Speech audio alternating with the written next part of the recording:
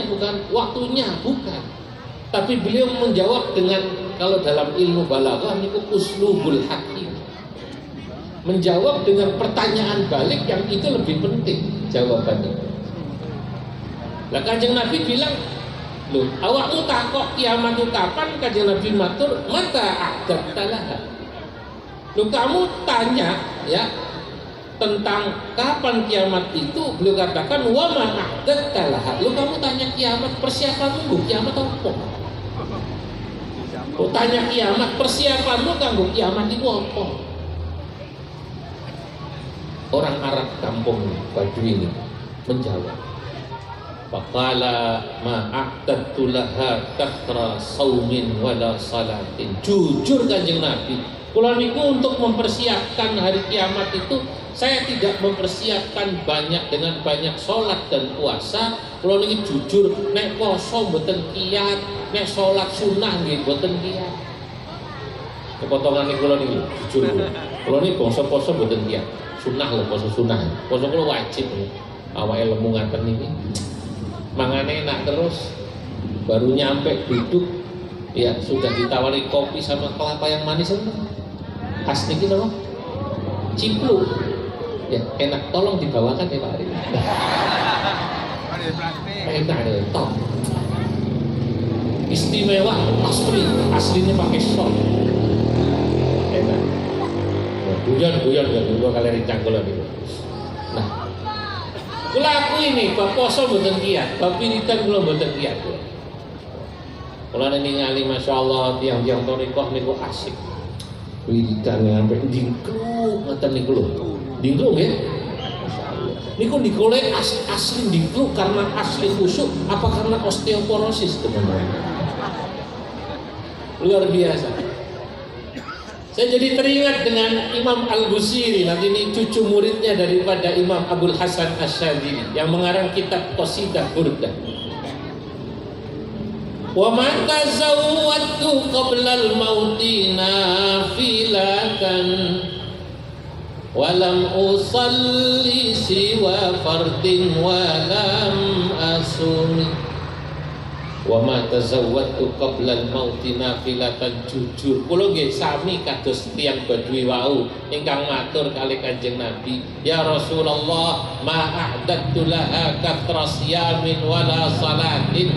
Jujur saya ini untuk puasa, untuk sholat tidak punya bekal yang banyak.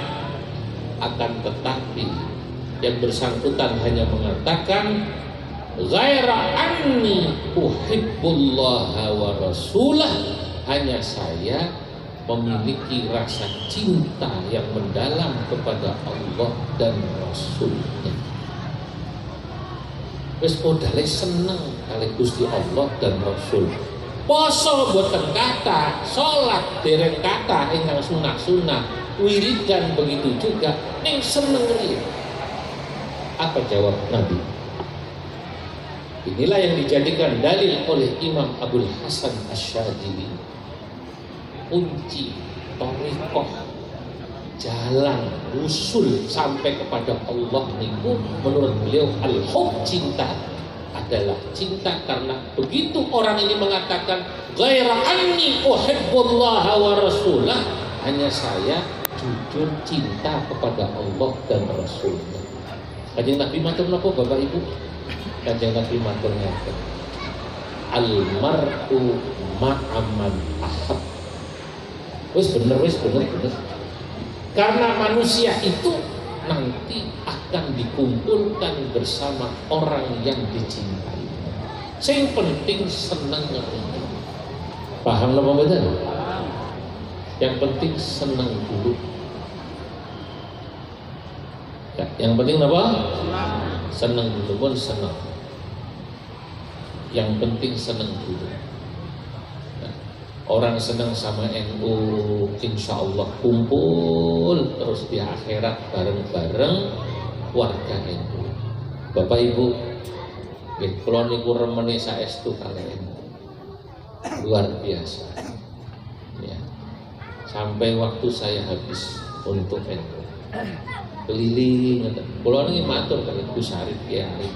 Saya datang tapi harus ada pengurus NU, Jatman, Banser, nggak ada, saya nggak mau. Saya ini datang atas nama Wakil Ketua Umum PBNU supaya saya bisa pembinaan tentang ke-NU-an, supaya masyarakat tahu tentang NU, bisa cinta dengan NU sama seperti saya mencintai NU.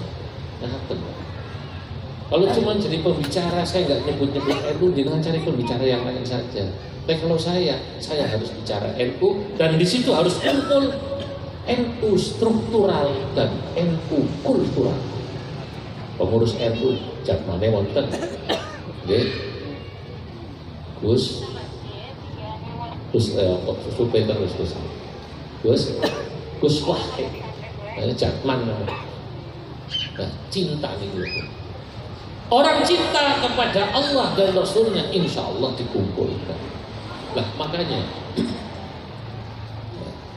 itulah para ulama kita ketika memahami konsep yang disampaikan oleh Imam Abdul Hasan Asy'adzili.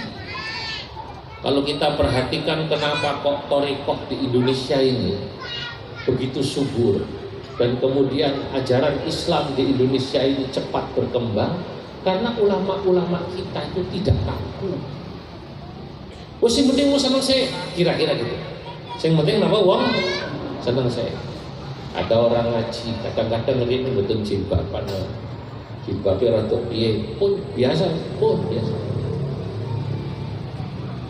Kalau tahun lalu dan Tegal di Sowani panitia acara Ratib Kubro, insyaallah malam Rabu benjing kula ten Deputi pengawasan Pak.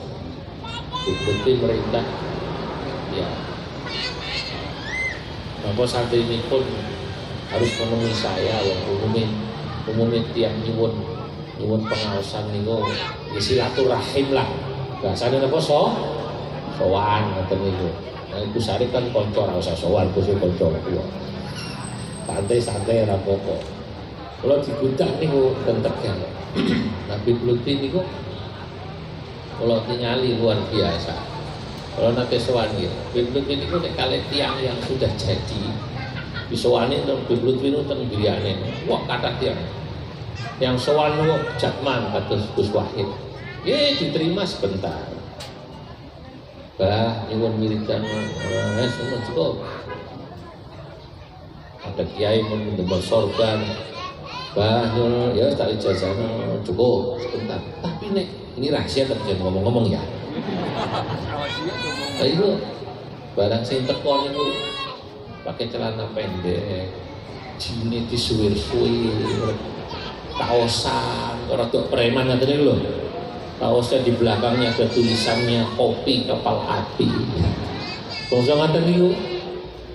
Kalau tiyang niku Abah Biblut niku malah sing model kang ngaten-ngaten iki, malah dijak ngobrol dangu. Diajak ngobrolnya lama itu malahan. Ini yang penting jauh. Jadi bosok kiai sudah jadi seperti Kiai Arif, Gus Wahid sebentar saja. Yang jenengan pengen dangu kalau Biblut di macak ngoten niku. Kalau nang cekak, pasti lama aja ngobrol deh. Udah kerja sekarang itu sebentar. Pernah ditanyakan kepada beliau, kenapa kalau yang datang tadi orang yang sudah jadilah terus dados ngoten nggih, ibadahipun sae, dados ustaz kiai, amalipun sae, kok kemudian beliau terkesan tidak lama menerimanya, secukupnya, tapi ketika maaf, bangsa preman, bangsa apa kalau di sini namanya preman itu?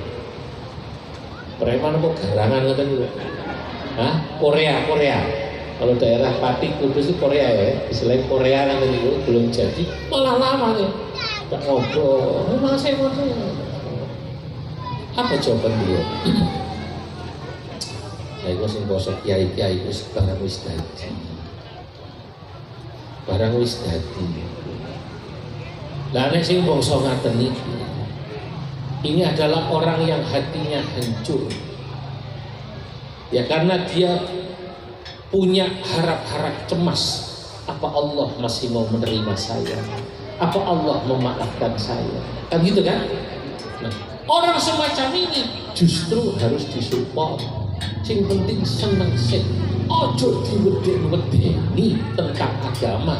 Orang yang mestinya mau seneng sama agama nggak jadi seneng. Sidik-sidik bid'ah, sidik-sidik haram, ngaten nggih.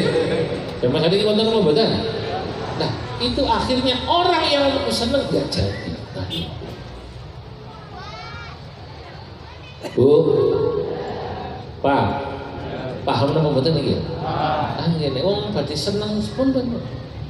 Sebab lebih baik dia senang dalam ibadah daripada nanti malah dia cari kesenangan dalam yang lain. Lebih baik orang senang ibadah walaupun belum sempurna. Tadi saya katakan, itu ono selawatan iwak bandeng. Malah di Pekalongan itu ada orang selawatan judulnya ndasku mumet ndasmu piye. Oh selawatan judulnya ndasmu mumet ndasku mumet ndasmu. Sudah pernah dengar? Dereng, Masya Allah, ngopinya kurang jauh berarti. Dasku mumet, dasku mumet, dasmu piye. Dasku mumet, dasmu piye.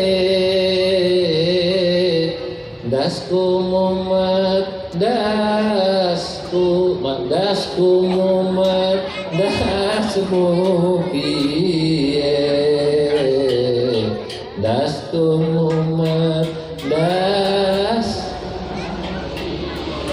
monggo.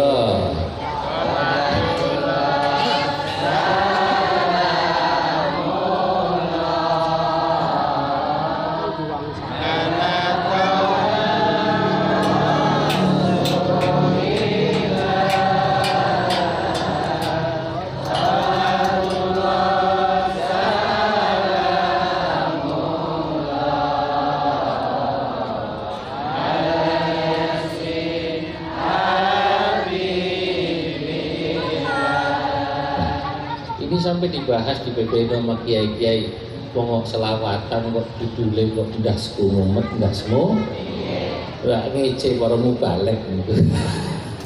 SPP sing penting seneng. Walaupun isinya mirip iwak bandeng wau nggih.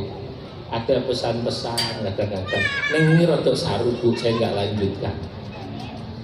Tapi melihat semacam ini ada orang yang masih ya belum betul-betul bagus mujahadahnya, riyadahnya, ibadahnya, tapi sudah mulai senang sama agama, pun sampai situ.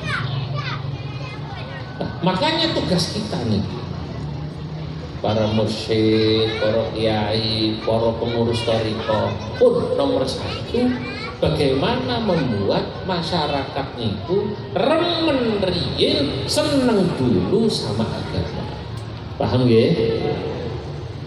Kalau pengurus NU bikin bagaimana orang senang dulu sama NU, senang agama, senang NU, senang kali Gusti Allah, senang kali Kanjeng Nabi lewat selawatan yang macam-macam itu, walaupun kadang pakai bahasa Jawa yang model gitu-gitu, jarno sing penting nah niku. Atau dibalik, jangan membuat orang benci sama agama. Jangan membuat orang karena perilakumu dan sikapmu tidak senang sama Gusti Allah karena menganggap wong sing bangsa agama kaku dan lain sebagainya. Penting itu Pak. Kadang-kadang kita hidup ini lupa. Gara-gara perilaku kita, orang jadi benci sama Islam. Mohon maaf, ada apa tidak? Orang Islam sholate sregep, wiridane sregep, ning nek ngutang mboten bayar. Ada apa tidak? Teko wonge, teko. Di wonge. Nah, gara-gara kayak gini, akhirnya orang yang tadinya mau senang sama agama tidak jadi, Pak. Entah. Bayangnya sregep, wiridane sregep, torikoan, wah. Dadaan nek ngutang orang bayar, gede akhirnya. Terus Ora sembayangan, sing penting omongane kelor-kelor kan ya. Lah itu. Jadi tugas kita dua ini. Para jamaah thariqah ini cuma dua. Satu, bagaimana membuat orang menjadi cinta pada Allah dan Rasul, senang sama agama kita. Kalau ini pengurus NU, konteksnya senang pada NU. Kalau panjenengan aparatur sipil negara, TNI, Polri, bagaimana orang itu senang sama Indonesia, senang sama pemerintah, senang sama NKRI. Jangan membuat mereka justru benci sama aparat, benci sama pemerintah karena perilaku kita buruk. Nah, makanya ulama-ulama kiai, kalau ada orang punya sifat kaku, yang kelihatannya sok agamis tapi kaku, biasanya ditegur, ojo ngono. Jangan begitu, nanti orang menjadi tidak suka sama Islam. Kalau emot cerita ini sering saya ceritakan ya. Kalau dengar dari Mbah Nyai zaman kalau mondok ten Kajen, Mbah Arwani Kudus niku lho, Mbah Arwani, pirsa nggih? Mbah Arwani, mursyid thariqah Khalidiyah Naksabandiyah. Hafal Quran, pondok ini ku masya Allah, yang buul Quran niku ribuan. Nek tawajuan niku thariqahan yang hadir ribuan. Kurang apa Mbah Arwani? Niku masya Allah lembut, sehingga membuat orang-orang yang dia awalnya jauh dari agama melihat sikap Mbah Arwani jadi senang sama agama karena tidak takut. Bapak Ibu, satu ketika tahun 80-an Mbah Arwani itu ke Jakarta naik bis, mobilnya itu L300. Mobil zaman itu kan belum ada Innova, belum ada yang macam-macam, yang ada cuma apa namanya L300, Call Station L300. Mobil ini juga bukan mobil beliau. Ulama-ulama dulu memang jarang punya mobil. Kalau punya uang biasanya buat bangun pondok, kan melebarkan pondok. Lah Mbah Arwani itu mobilnya mobil sewanan, kemudian supirnya nggih supir pangkalan. Namanya supir pangkalan yo boten pados santri. Karena nggak begitu santri, nggak begitu ngerti kebiasaan kiai, kan ngoten nggih. Ternyata sepanjang jalan supir ini nyetel ini pun tipe lagu dangdut Terajana karo begadang Bu. Terajana lagu di situ yuk. Hah? Masih hafal? Bisa dites? Begadang lagunya siapa? Bapak-bapak masih hafal? Bisa dites? Sepanjang jalan Terajana begadang jangan begadang. Oh, pokok lagu nama orang. Mbah Arwani niku lenggah tengah jam. Ambil deras. Masya Allah, hafid hamil kados besar. Bismillahirrahmanirrahim. Tabarakalladzi ja'ala fis samaa'i burujan wa ja'ala fiha sirajan wa qamaran munira. Wa huwa alladzi ja'ala al-laila wan-nahara khilfatan liman arada an yadhakkara wa arada shukura. Wa ibadur rahmanil ladzina yamshuna 'alal ardi hawna wa idza khatabahumul jahiluna qalu salama. Walladzina yabituna li rabbihim sujadan wa qiyama. Terus sampai kemudian rupanya yang derek Mbah Arwani pegel mboten sabar. Pendereknya Mbah Arwani mboten sabar. Sebut supirnya namanya Edi. Utakmu nanggi. Wah itu ngasto itu betul ya? Ngasto Mbah Arwani. Setelanmu kok dangdut, gas ora pantes kowe. Lagu Nasib Daria itu masih lumayan, perdamaian sama jilbab. Wah ini lagunya kok dangdut, dianggapnya buatan pantas. Begitu supir diomeli, Mbah Arwani langsung mati. Orang apa-apa, enak, sip. enak, sing penting ke orang ngantuk, orang nabrak. Loh ini ilahnya ternyata. Sing penting ke orang ngantuk, orang nabrak. Di waktu sebelumnya diomeli sama yang derek Mbah Arwani, dibela sama Mbah Arwani langsung oh, lo bahaya betul apa-apa enggak? Iya, nah, artinya saya mengambil pesan itu bahwa orang ini andai kata kok Mbah Arwani seperti yang di belakang, orang yang memang belum senang sama agama tambah boten senang kalian apa? Agama wah ora enak blas go kiai, wah pisan wae sak kiai. Kan ngoten nggih? Cinta dulu, senang dulu. Penting. Lah, sikap semacam ini Bapak Ibu. Ternyata Mbah Arwani semacam ini tuh ya ada runtutannya ke atas. Ya karena para ulama itu rata-rata ngaten, sampai kemudian para sahabat ngaten sampai Kanjeng Nabi Muhammad sallallahu alaihi wasallam ngaten iki asale. Boten kaku. Sebab kaku niku pasti boten saged saya percaya Romo Ki Kudori nggih, Ki Kudori nggih. Iki sabar ngaten niki kali jamaah. Iki karena beliau itu boten kaku. Ulama-ulama rene niku sabar melayani jamaah itu. Kula jujur niku salut kalih para masyayikh di kampung yang sabar ngerawat kados jenengan.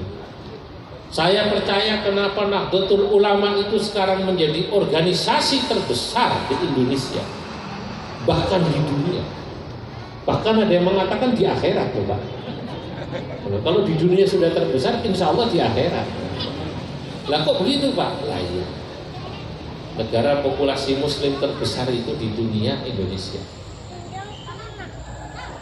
Sekarang Muslim terbesar di Indonesia, kan gitu toh? Kita lanjutkan. Di Indonesia Muslim ini organisasi terbesarnya siapa? NU. Muhammadiyah ngakoni kok.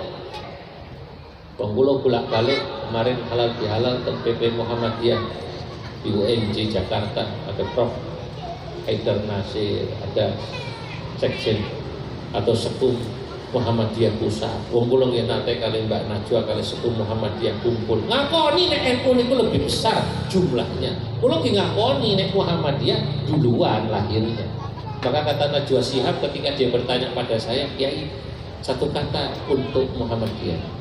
Saudara tua kata saya. Loh kok saudara tua? Lahirnya duluan Mbak. NU lahir 1926, Muhammadiyah lahir berapa? 14 tahun KCN Muhammadiyah. Nah, makanya karena Muhammadiyah itu saudara tua, NU tidak pernah mendahului Muhammadiyah dalam bab urusan poso kalih bodoh. Monggo kangane riyin poso.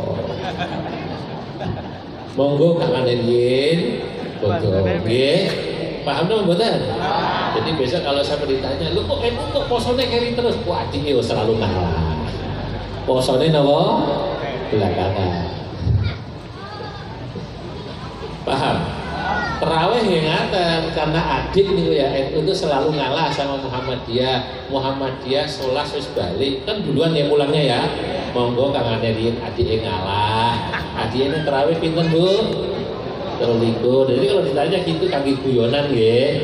Nah, adike ngalah monggo jenengan poso nggih. NU itu mendahului Muhammadiyah cuma satu hal, adzan subuh. Adzan subuh yang ada di Indonesia ini menurut Muhammadiyah itu lebih cepat 8 menit Pak. Jadi 2 derajat. Kalau dulu kita ngaji falak 1 derajat itu 4 menit. Nah, berarti posisi matahari itu belum naik dalam pandangan Muhammadiyah 2 derajat. Mestinya naik tambah 2 derajat baru subuh. Cara NU sampun. Makanya kalau ada azan misalnya yang di masjid NU dan pakai standar pemerintah, Allahu Akbar, Allahu Akbar. Dilihat masjid NU, Muhammadiyah belum azan. Enteni ngolong ya tapi enak rukun, walaupun di sini nih satu-satunya NU mendahului itu bab adzan. kadang-kadang ada hikmahnya. Kalau nggak sanjang, kalau hikmahnya loh Pak, Muhammadiyah kan cek orang menit yang subuh. Dan kenapa? Nek pas awak dewe iki kawanen lagi maem belum minum, pas azan masjid NU, Allahu Akbar salat. Tapi dia aku minum Muhammadiyah. Jadi pira menit? 20 menit. Tapi rahasia jangan ngomong-ngomong. Kata jenengan ngaji ya mas saya gue bener di dalile saya gitu loh. Yang boleh itu pakai hanya yang sudah tahu nama dalile. Saya ini pun besok nggih ya. Ini rahasia. Nah, Prof Mukti ditanya Pak sama Najwa Shihab, Prof satu kata buat NU, adik bongso. Loh kok adik bongso, Prof? NU itu lahir belakangan, tapi jumlah anggotanya, pondoknya, torekohnya, jamaahnya jauh lebih besar dari Muhammadiyah, dan itu kami mengakui. Beri tepuk tangan buat kami. Tapi kita tetap bersaudara, betul apa tidak? Ini kadang-kadang itu ya begitu, karena bersaudara akhirnya NU itu ngalahan dalam bab tertentu. Saya itu kadang datang tanya ke satu provinsi, satu kabupaten, bagaimana hubungan kerjasama NU dan Muhammadiyah di kabupaten ini? Alhamdulillah ya, rukun bagus. Kita selalu kerjasama, kolaborasi. Muhammadiyah membangun rumah sakit dan kampus, NU menyiapkan pasien dan mahasiswa. Minal ngenesing ya. Jangan-jangan di Purwokerto sama ini. La ilaha illallah. Nah ini makanya coba, ini Pak Kono, Jokono. Nah, ada lagi kemarin saya di Sumatera ya. Pengurus NU-nya bangga, alhamdulillah ya. NU di setiap kecamatan sudah punya ambulan, bagus. Cuma temennya nyeletuk, kata temennya yang laporan bilang setiap kecamatan punya ambulan, temennya itu lapor, iya kiai, tapi ambulan itu dipakai rata-rata ngantar pasien NU ke rumah sakit Muhammadiyah. Nah, artinya kembali bahwa kenapa kok NU jadi organisasi terbesar dicintai ini ya, walaupun tadi bab rumah sakit sama kampus ya kita jujur ngaku kalah, tapi di bab pondok tidak. Insya Allah pondok pesantren masih banyakkan NU. Bab anak insya Allah banyakkan kiai NU. Anak Kiai Arif saya tanya, anak sampai berapa? 10. Alhamdulillah. Kiai Muhammadiyah kan minimalis rata-rata ya anaknya itu. NU, masya Allah. Nah, kenapa NU bisa dicintai ini menjadi terbesar tadi? Lah itu salah satunya. Itu karena cara dakwah ulama NU itu lembut Pak. Lewat toreko, lewat akhlak, tidak kaku lah. Orang sidik-sidik bid'ah, sidik-sidik apa? Bid'ah boten. Dan ini yang harus kita teruskan, lanjutkan sampai nanti. Kenapa bisa lembut? Kenapa bisa santun? Jawabannya karena pandangan ulamanya luas. Orang kalau ulama pandangannya luas, insya Allah boten kaku kesimpulannya ngoten nggih. Nah, para rawuh yang dimuliakan Allah, lah karenanya kula badhe matur kalih panjenengan sami monggo. Kita sami yang hadir ini sekali lagi bisa istiqomah, ya. Kita kenapa istiqomah di jalan Allah. Nah, karena memang thariqah merupakan khosais. Ya, khosais itu dikatakan kekhususan yang dimiliki oleh organisasi Nahdlatul Ulama. Nah, makanya harus dijaga oleh pengurus NU. Namun dan organisasi lain itu nggak punya jatmah, yeah. Ormas lain nggak punya jatmah, tidak punya torikoh. Torikoh pasti NU pun gampang ukurannya. Kalau itu pernah hadir acara hall torikoh ke Lampung itu yang hadir 50.000, pengawasan itu 50.000. Dan ini ya kenapa saya hadir di sini kumpul sama Syekh Torikoh ya karena ini amaliyahnya NU. Amaliyah ini, thariqah ini harus diuri-uri. Apa namanya? Diuri-uri, dijaga, dihidupkan orang supaya kemudian cinta pada Allah. Apakah lewat wirid? Dan kita tahu tadi saya katakan banyak jalan menuju Allah Subhanahu wa taala. Yang penting masyarakat cinta. Nah, cinta thariqah, cinta NU, cinta Islam, termasuk cinta tanah air, pada hakikatnya adalah cinta kepada seluruh perintah Allah Subhanahu wa ta'ala. Pun kula pesen oleh panjenengan jangan meninggalkan ulama-ulama kita.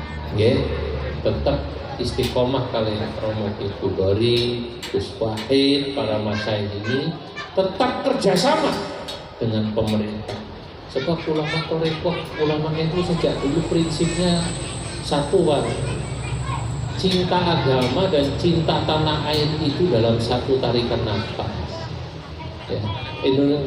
Acara NU itu rata-rata pasti satu ada baca Qur'annya, kedua ada acara Yalal Waton.